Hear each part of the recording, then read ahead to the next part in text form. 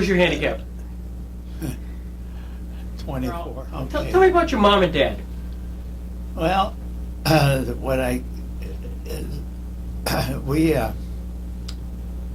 my mother,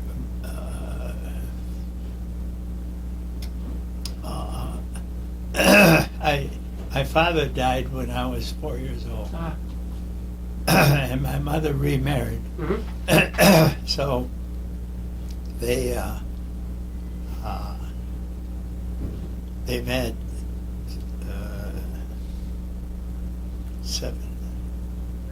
seven children. No kidding. And you're the oldest? Yes, and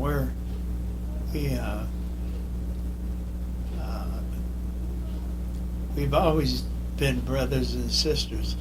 And when I introduce them, I always say my brother, my sister, and I forget that our last names aren't the same. Yeah. And they say that how come you're different names? And I remember that, they're actually my half brothers, and I'm very, very proud of them, because everyone, even though we came from very, very poor parents, everyone was successful. Tell me about your mother. Did she come from Italy? Yes. Mm-hmm. She came from Sicily, Sicily? and she came here as 14 years old. Why did she come over? As her mother sent her, they had a very traumatic, excuse me, send off when they sent her, but they wanted her to have a better life than Mm-hmm. they were having there. Yeah. So she's always been, well, she passed away now, but she's always been very strong, typical Italian mother. Yeah. And she's one of the things, this is a cute story. I don't know if it's vulgar or not, but it's true. She called up here one day, just to show you how much reference she has for us kids. She called here and she told my secretary she wanted to talk to me. Well, it happened to be I was in a meeting. So Connie told her, says, he's in a meeting. I'll have him call as soon as he's done. And I had been out of town for a week, and she said, you tell her that big a shit. I want to talk to him now. And when Connie told me, I said, Mom, you don't say that. You say big a shot. She said, no, I said it right.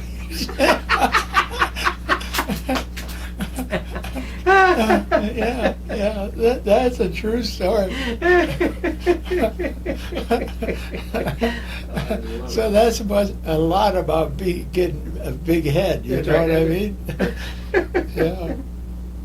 She was very, very strong, and she ran, we were 7 boys and 2 girls, Mm-hmm.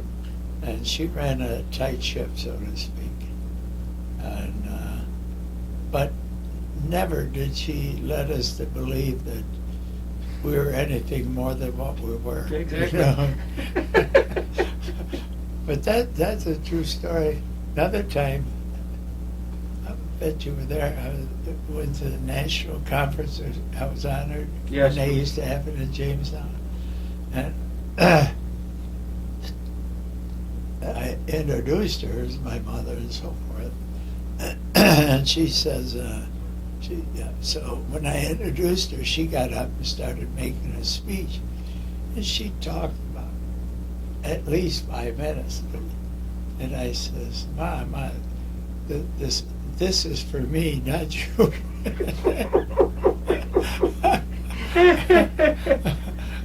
But she was that kind of person. And if she'd been there, she'd have been both proud, next Thursday.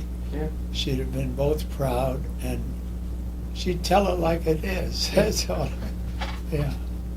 So she came over from Italy. Her parents had sent her here. Yeah. Was her family here already? No. No? No. She sent, her family sent her and two sisters over. And they, well, when I say no family, I mean the three sisters were taken in by relatives. Ah, And they went to work at the old worsted mill on, Right. I think they used to call it Broadheads. Broadhead, yeah. Yeah. And she, I don't know what I could say about her except nothing but, reference, really. Is that where she met your dad? Was it work here? It was, no, but she met him here. And quite frankly, I don't know how she met him.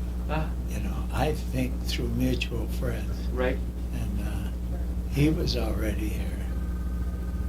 So she met him here, and they were. She died I think about 3 years ago, and he died a little longer than that. And she.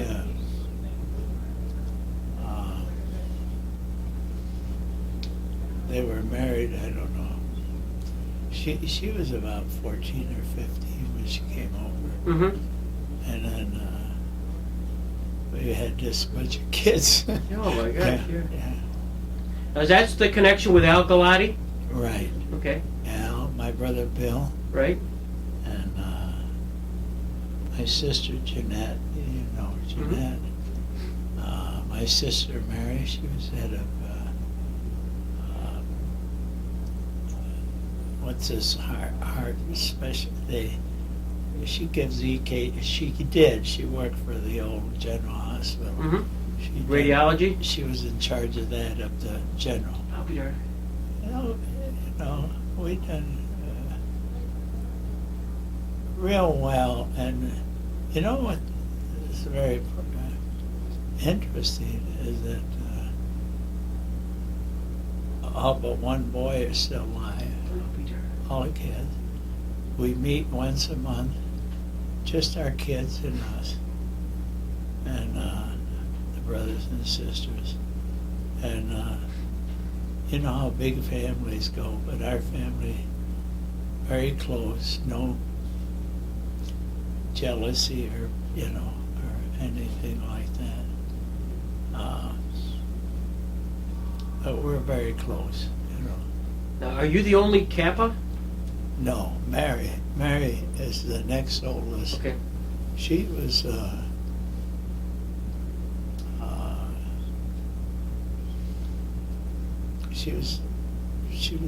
her husband just passed away about 3 years ago. And she's retired also. And then all my brothers, believe it or not, everyone's retired except me. It doesn't seem right, does it? I love working. I love my job. I love the challenge. Actually, as you well know, I could spend the rest of my life having a good, what we call a big life. Go to Florida and go to all these cruises and stuff. I do a little of it. I do some of it. But I have no desire to Yeah. do that. And I do contribute well to the 3 Catholic churches in town. And of course the Boys Club. Sure. And they're my favorites, although I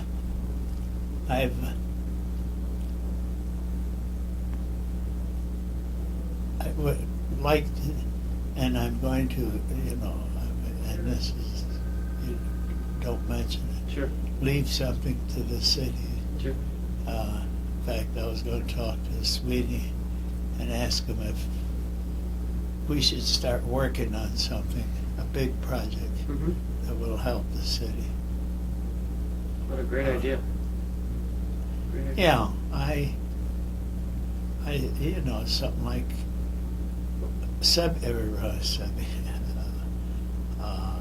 Reggie done it, you know, the Civic Center, he did a real good project there.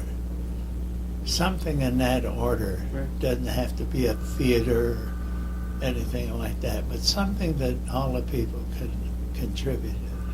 You know, well, when I say contribute, they'll enjoy it. Sure.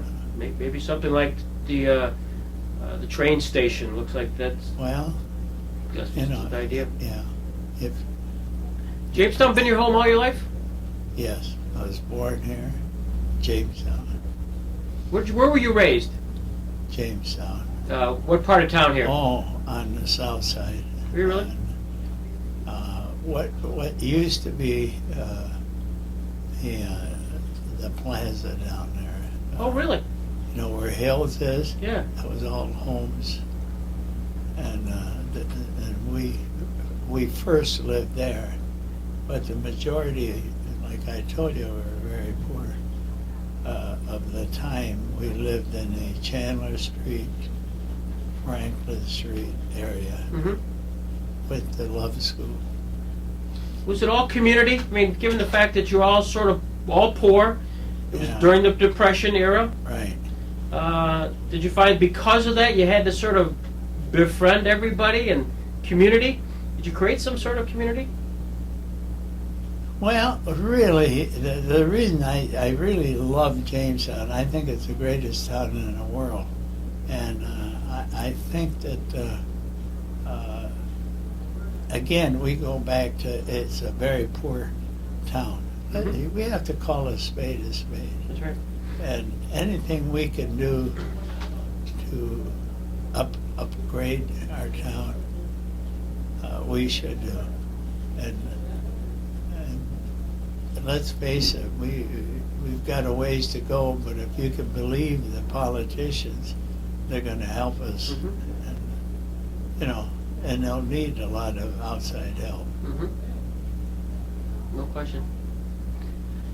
Now, as you were growing up, was baseball a big deal for the? Oh, yeah. You know, when I was, well, it was a big deal because we loved playing it, but one of the things, and this is interesting, when I was going to get married, I told my wife, I said, now, there's one bad thing about me, there's a lot of bad things, but the one thing that you're going to have to live with is that I love baseball, and I love the Falcons. And I said, I go to every game, and that's the way it is. If you can't live with that, and to be honest with you, I haven't had a chance to really enjoy it. Remember John Yakum and Harry Bisgeyer? Johnny Newman? Johnny Newman, of course, you know, Babe Ruth. That's right. That's who we, you know, he reminded me of Babe Ruth. You know, he was short, stocky. Mhm. He hit home runs. Yeah. But I love baseball. Now I love football, and I have season tickets to the Bills, but personally I go to about 2 at the most 3 games. And then the rest of the season I pass them on to our employees. That's great. And they get to enjoy them. And I'll tell you, I enjoy it, but I don't like to sit out in bad weather. In fact, I was thinking the other day, why the hell am I not buying those inside, you know, not a box, but those seats they have inside. Yeah. And if God willing, and I'm good health next year, or fairly good health, I'm gonna get them inside. There you go. Good for you. I figure, you know, my wife says, you know, you give away these thousands of dollars, and then you don't take care of yourself. It never dawned Not on me. me. It just never dawned. You know. Tell me about Carl Cappa. You went to high school here, Yeah, graduated when? 41. 41.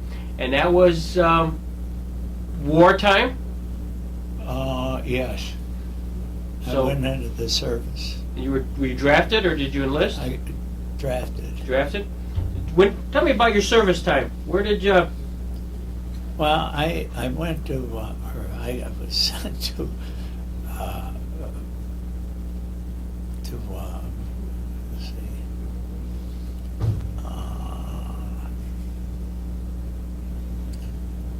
let's see, went to Fort Camp Landing, Florida.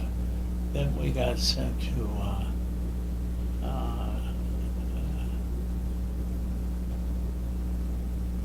Louisiana Mhm. and Fort Polk. That's where. And another thing, and if I told you that I wanted to go overseas, I'd be lying like hell. I didn't want to, but I got hurt. We're doing maneuvers, and me being very, very athletic-minded and really good balance and all that, I got hurt. Because we were going on night maneuvers, and I fell down this mountain, and I hurt my back real bad. And in those days, they didn't know of a cure for it, you Mhm. know. So I got sent to got sent to a hospital in New York City. And I must have seen at least 10 doctors because I was paralyzed 6 Oh. months. Right. And my company went to England, and they got sent to Japan, or to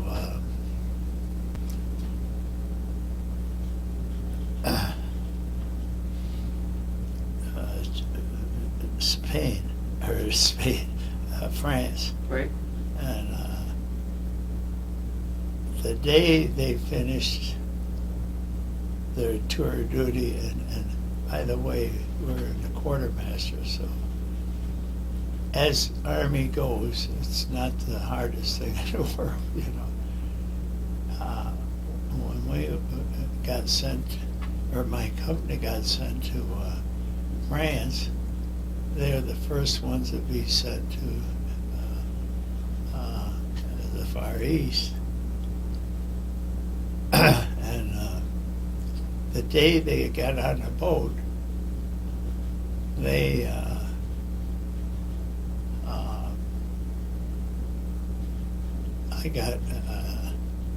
I got discharged, Okay. and actually when they came back, they came to see me. They had been over there and back, and I was still in the hospital. Yeah. You still feel effects of that? I mean, is that... Yeah. It's sporadic, but it's there. Yeah. You know. I've gone to doctors and specialists, and they all say the same thing. Carl, if you don't have to have it, don't have it. Yeah, yeah. So, Then you come back after you're discharged, you come back to Jamestown, then what happens to Carl Cappa? I went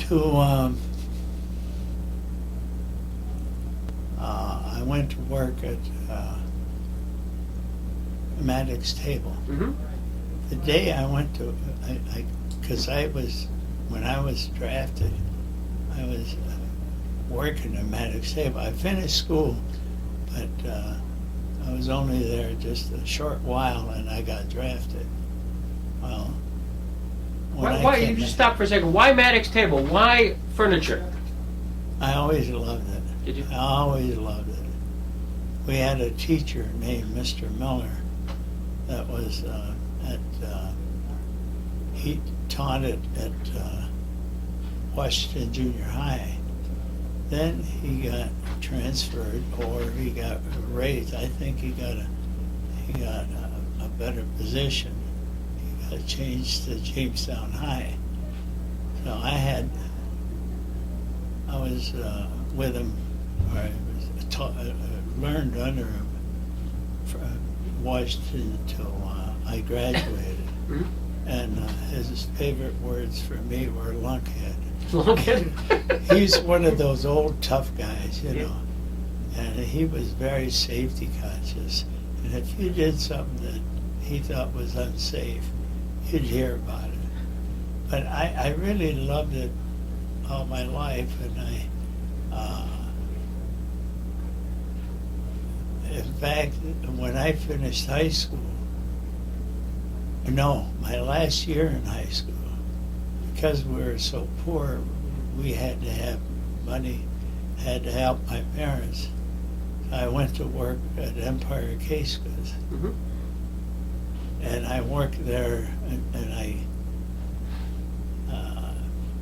then from there I got a job at Mannix.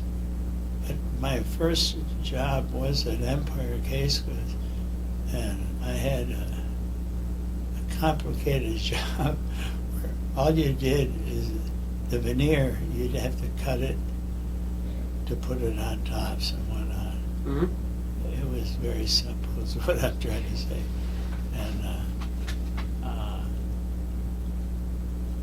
And then I went to work at Mannix from there. I worked under Jim Moran. Oh, yeah. And Jim, he was another Mr. Miller. He was a tough, rough guy. And all you saw when he walked through the factory was asses and elbows. He worked. He worked. And, but that was a successful company Yeah. when he ran it. I have a lot of respect for Jay. Of course, Jay, he passed away, but he was a real good manager. Well, he ran the company, Yeah. you know, under Sherman. And then when I got back from the service, I was going to go back to Mannix, and I went back to Mannix. And that was the day before they had a tornado, if you remember that. Yeah. So there was no roof on Mannix for a long time. So I had to get a job someplace. So I got a job. They had a job here, a training, you know, and I came down here under Jake Johnson. They used to call him a very, again, a good man. Here at Crawford. Yeah, Yep. I've been here ever since. What did you start off doing here? I worked in a rough mill, Rough Mill? which is the meanest, the most menial job there is. And I gradually worked from department to department. And I'll tell you, that's the greatest education I ever got, ever. Today, I can, you know, that's one of our big advantages at Crawford. Sometimes we have to give costs on contracts, especially quick, just like that. And I can estimate pretty well because of my training, Sure. you know. And so with the engineer's help, but really and truly, I learned, I worked at every job, and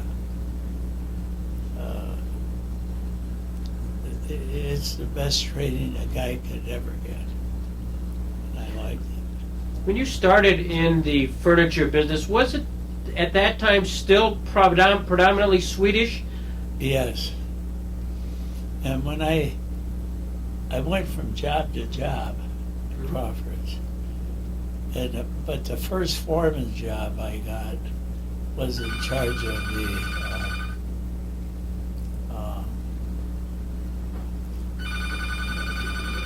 I'm surprised Connie just couldn't go back to work. But what was I telling you? That was. But the Swedish. Oh, and then I learned. I went up. I was foreman, Mhm. and what I did, I was. They all were Swedes that worked under me, all of them, Yeah. and they had forgotten more than I knew. They were very, very good mechanics, or they were excellent. And believe it or not, they made me look good because they knew much more than I did. Mhm. So, and then I learned I learned a few words of Swedish, a lot of good ones and a lot not so good. They taught me some Swedish words, you know. I may have to take some lessons from you. You know, good morning and morning dog. Morning, sure. You know, That's you the know, good just stuff. Basic, that's right. That I know. You know, there was a girl, a lady named Catherine Anderson, and she says, "When they tell you words, you better check with me." So she'd tell me, she says, "Carl, don't use that."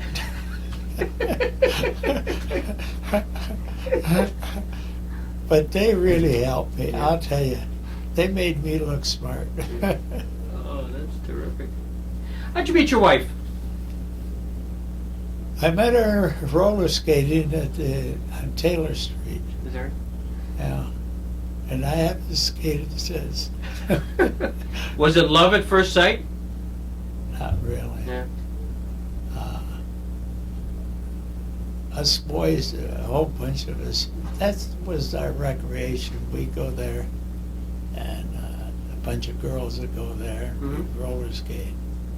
And then I got so I was taking her roller skates home. Boys in those days, if you took a roller skate home, they knew you were interested. Yeah. She from the neighborhood? Was your wife from the neighborhood? Not far. Not She far? was a good friend of my wife's. Mhm. I mean, my sister. Sister, okay. And but it just never dawned on me that, you know, many thoughts towards her. Just she used to come and visit my sister. Mhm. I don't know. It just did. It happened when we were roller skating. Yeah. We used to roller skate the Kentucky Trail and that Sure. kind of stuff. How long did you date her before you got married? About, let's see, 2 years. We were engaged 2 years, and then I went in. I was engaged 2 years, and I went into the service. Mm-hmm. Probably, we got engaged just before I left. I left in January of 41.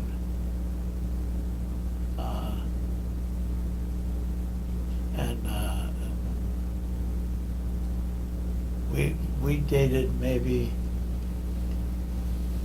you know, I'd say a year or so. Was it common when people went off the service, if they had girlfriends, they'd sort of get engaged? Yeah. And then when you came back, is that when you got married after that? No, No? I got married. I came home on furlough, Really?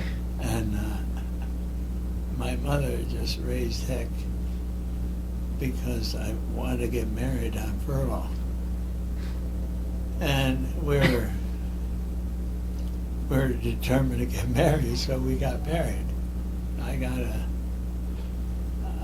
3-day honeymoon.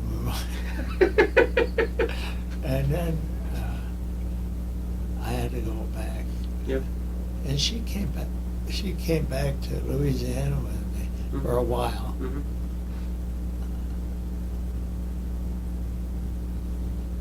And was she working back here? She worked some. Mm-hmm. She worked a matter of also. She was an inspector or something. But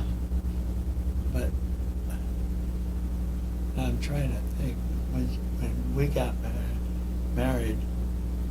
Yes, she went to work at the drugstore up in Southside Plaza, Mm-hmm. and she worked a short time in this drugstore. And then we started having, wow, we had 2 babies. Mm-hmm. I forget all that. You brought back memories. Well, that's my job. So then you come here, you work at Crawford, you go through all the various jobs. Yeah.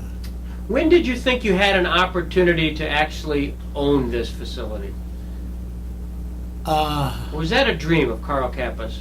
No, it was not. In fact, I thought it would never happen. Mm-hmm. However, Mr. Crawford took a liking to me. I've always been pretty good in labor relations, only because I was so down to earth with the guys, and they would not, and this is no reflection on you, but they trusted me more than they did an attorney. Sure, absolutely. Really. And so Mr. Crawford was the toughest, roughest guy. However,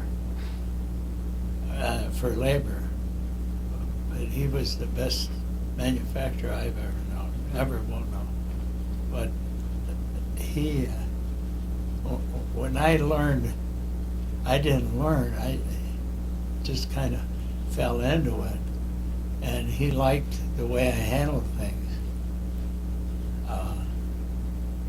He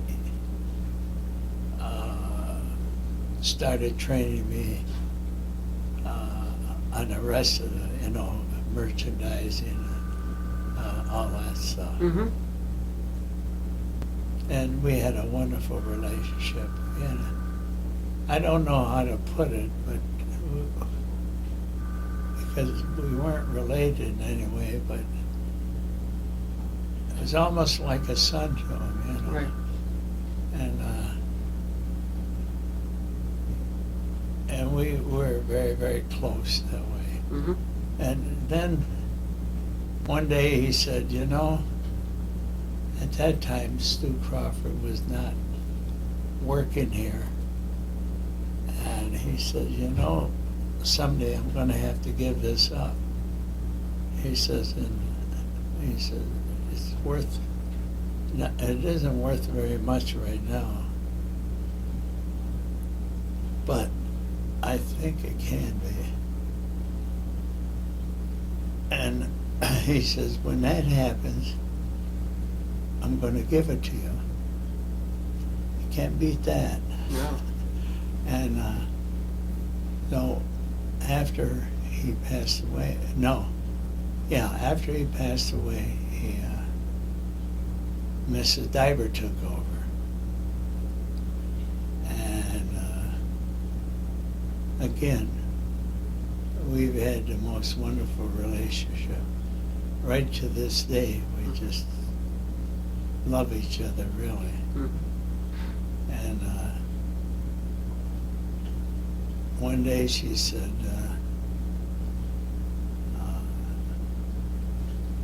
I think it's time for me to turn it over, and I'd like to sell it to you. Well, to be honest with you, I thought, who's going to let me take, because by then it was worth pretty good money, Mm-hmm. in the millions. And but I went to Mellon Bank, and of course they do their homework too.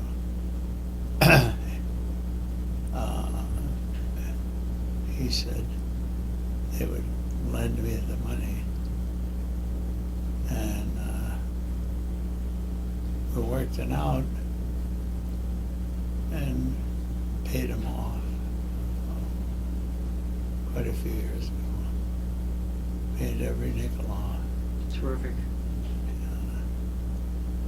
This must give you such a sense of pride when you think about where you've come from and where you are and how many people have worked for you or are somewhat dependent on you. Yeah. You know something? And this is between us. I feel like a father to our employees. In fact, that's one of the reasons I haven't sold. I have the fear that if you sell to another company, that they're going to come in and rape it, and the poor guys will be out on the street. And that's why, I have probably the best fringe benefits in the whole industry. I have, and this is confidential, one fellow has, we gave him a 401k, and then gave him a profit sharing on top of it. If we made extra profits, I'd give it back to him. Has about $1 million, no, $500,000 in it right now.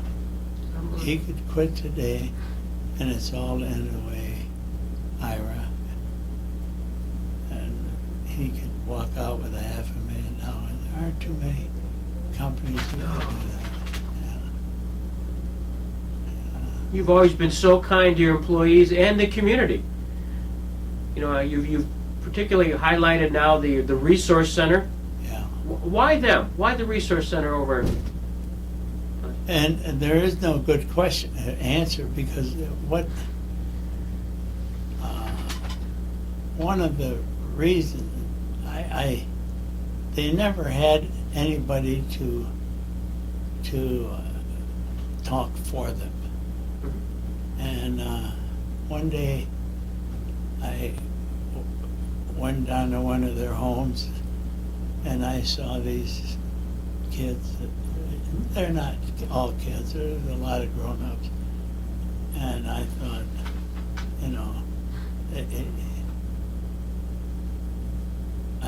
without naming names, a lot of people that are so worried, not so much about themselves as they are of what happens to them when they pass away. Mm-hmm. There was no place to take care of them, or to take care of the kids. I keep saying kids, I meant the people. And I still feel that way. I think they need a spokesman. Mm-hmm. And unfortunately, our government puts them very low on the priority list, And I like to leave a legacy, and hopefully that other people will, because the government's given less and less, as you well know, you're on the board, funding for them. So that's why I've kind of pushed it. As you know, Mrs. Divert recently gave $100,000. Now, let's face it, she's done it because I've touted Sure. the Resource Center so Mhm. much. And I really feel that way, or I wouldn't, Yeah. You put the TRC Foundation on the map, but for you, it would have been just kind of wallowing. Well, I don't know that, but I'm so happy because I know, so many people that, and there's some people that are, I don't say well-to-do, but they're financially able, but they still don't have a place to leave their handicapped person behind. Mhm. And that's what this does. It just doesn't leave the ones in total need. There's people, Glatz, one of them. That's right.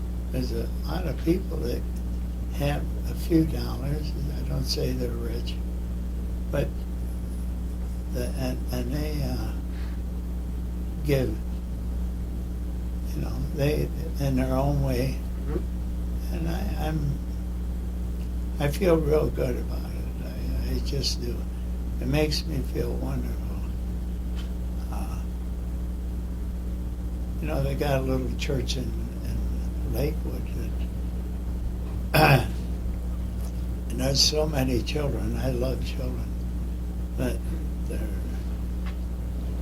I've been very, very good to them, only because they have a pastor that really loves children, and he spends a lot of time with them and so forth. And I dare say that I'm the number one contributor to that, but it's mostly because of the children. Sure. Really. You've always had a great love of people. Yeah, that's the word. That's right. You really have. I mean, think about all your charitable involvement, including one of the founding fathers of the Community Foundation. Yeah. I mean, talk about something that's started small and has just... Yeah, I'll never forget that.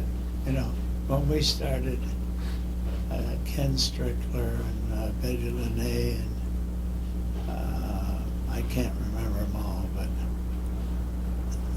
we were trying to hit $1 million. We set $1 million goal. And the last thing I know is about 39 million. Yeah. And how wonderful.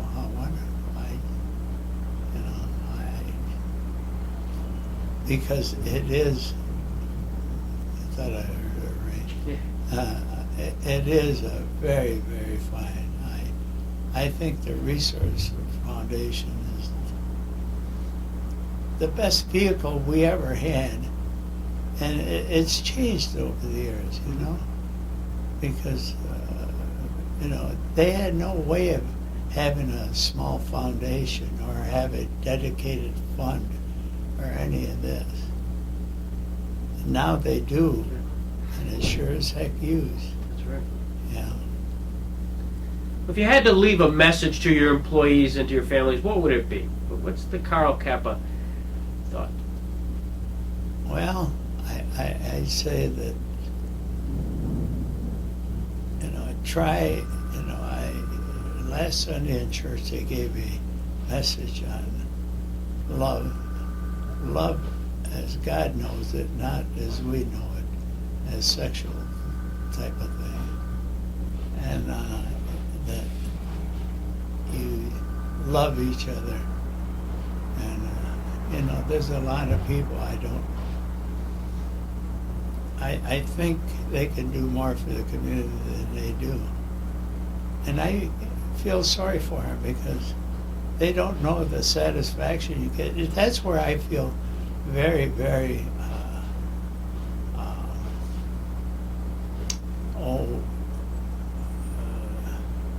guilty about that. I get as much satisfaction as they do, or more so. I really love it. I really love it. I keep this. This on my desk.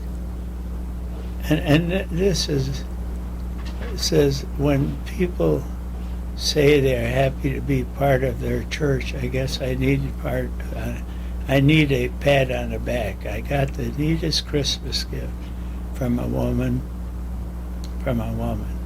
It is a plaque that says 100 years from now, it will not matter what my bank account was, or what sort of house I lived, or the kind of car I drove, but the world may be a better place because of me. And I keep that right here. You can see That's it. terrific. Yeah. Terrific. What a legacy. I know I'm keeping you from a meeting. Don't worry about it. It's my staff meeting, so They need you, huh? they can wait. I can say, Oh, this is great. What's next for Carl Cappa? What would you like to accomplish? as I told you, I'd like to establish something that Jamestown needs and wants, and will make Jamestown a better community. That's what I want. To make it a better place to come to live in. It's a sad, the young people that are leaving our area, fine young people. Hmm? And I think we have to somehow get them back. Yeah. Well, it's a challenge. It is. It's a big challenge. Well, there's people like you that have really given a lot for it. And it's people like you that are going to make it go. You know, financially, I can help. But the nuts and bolts, the grit, the work. You know, I always think of people think of, well, Red Lene or one of these gave so many hundreds of thousands towards this. And that's true. But just think of the people that went into the planning and the work involved for that to come true. That's right. You know? And they get, the only satisfaction they get is their own inner satisfaction. You're absolutely right. This has been terrific, Carl. Well, I kind of poured out my heart to you. This is terrific. Yeah. And we look forward with great anticipation Thursday night. I do. Yeah. I do. I got a friend of mine called me, and I haven't solicited, you know, Tom Morgan's coming because he insists on coming to all my things. But I have another friend from Chicago. He'll be here next Thursday. And he's coming specially for this. He's going to drive in. His name is Bob Friedman. He's going to drive in from Chicago, him and his wife, just to attend this function. And I said, you know, I've been downplaying this because I didn't want you to, you know, to come all that way just for me. And I said, well, we've been friends for years and years, and they know the way I feel, deep like you do now. So I'm real pleasure that, you know, there's going to be some people from Buffalo and so Sure. forth. I am very flattered. That's the only way to put it. Just flattered to beat the band. And I'm happy for my family and proud for them because I'm just part of the family that's that you see. I like to think that they've done as well as I have. I know they feel like I do. You know, Al he's quite active, like in HUD and that kind of stuff. So, and Jeanette is very, very active in the community, and she was in the church, you know, for years. I kid her a lot. I said, why the hell did they pick a Catholic to run a Presbyterian church? But I got nothing but raves reviews. Absolutely. Yeah. Absolutely. Yeah. Was there a role model that you had when you were growing up?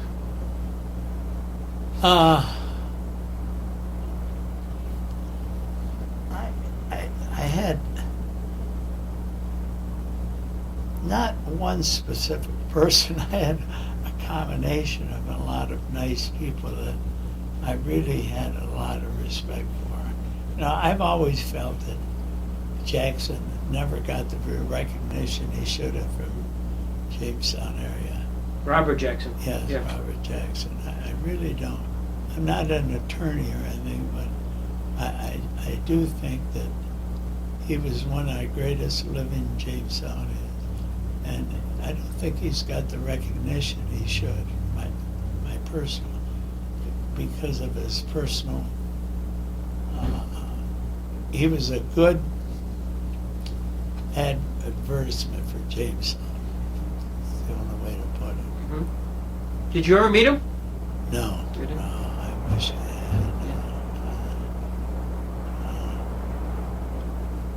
I met a lot of people, but I've never met him. One of his confidential clerks, a guy named George Niebank, is going to speak at our Centennial Bar Association dinner, which is the day before your dinner at the Athenaeum. So here's a guy that actually worked with Justice Jackson. He's going to speak. And at Niebank is originally from this area. And the guy who was also his sidekick as confidential clerk for Jackson was a guy named William Rehnquist. So the Chief Justice of the United States my Supreme Court God. was a confidential clerk for Robert Jackson. I mean, now is this George Niebank that was the head of the bank here? His son, yeah. Oh, his son was. Yeah. Yeah. So you mentioned Jackson out of the blue here. Yeah. I'm a big fan, and I agree with you 100% that he needs to have as much recognition as possible. It's extraordinary what he accomplished. He did, and I think he's a great accomplishment for Jamestown, or somebody we should be really proud about. Mhm. I really do. He had very high integrity. Anybody that participated in the Nuremberg trials, there's no greater trial in history than that was. And he was the head man of that. No question. So I like him very, very much. And this is not confidential. I mean, this is confidential. The one I have the least is Lucy Arnaz. Yeah. I feel she could have done more for Jamestown, and she should have done more for Jamestown. She's the only person I solicited for the Boys Club when we had our fund drive there that I couldn't get a hold of. I know why. Because I told her, there's some lady in Jamestown that very close to her, and I told her what I wanted to talk to her about, and I never got a response from her. And I'll be honest with you, it isn't, I don't hate her or anything like that, but I feel very badly because she could have done so much for Jamestown. Financially, she was able to, and what a beautiful legacy to live or to leave our city. But that's the only one. Yeah. The rest, we've got some real good people, really. You know, John Hamilton, he was the greatest, you know. The way he promoted Jamestown, the money that he was able to solicit for Jamestown. He's another top notch man. We have a lot of them, but we don't stop to think. Of course, Reggie, he's given millions, to say the least. Yes, sir. Oh, boy. This has been unbelievable. I Thank hope you. I've satisfied you. You have, and then some. Yeah. The Carl You got- Cappa story by Carl Cappa. Yeah, well, I just love people, and I love children. That's why I'm so active with the Boys Club. And I love people that can't help themselves, no matter what their disability is. Mhm. Can't beat that because, you know, if you remember a little bit about Christ, he went around the sick and the poor and everything else. I'm not trying, but what I'm trying to say, he was trying to teach us that. And you've learned well. Well, You've learned thank you, Grandpa. I appreciate it. And we can't wait till Thursday. I can't either. I just want, I hate to say it, but something as good as this, I want to get it over with. You get nervous. What's you the know. anticipation? Sure. Yeah, there's a lot of people coming in your honor. You want to present yourself well, present what, especially the Resource Center well. I think everybody knows how I feel about the Resource Center. You know,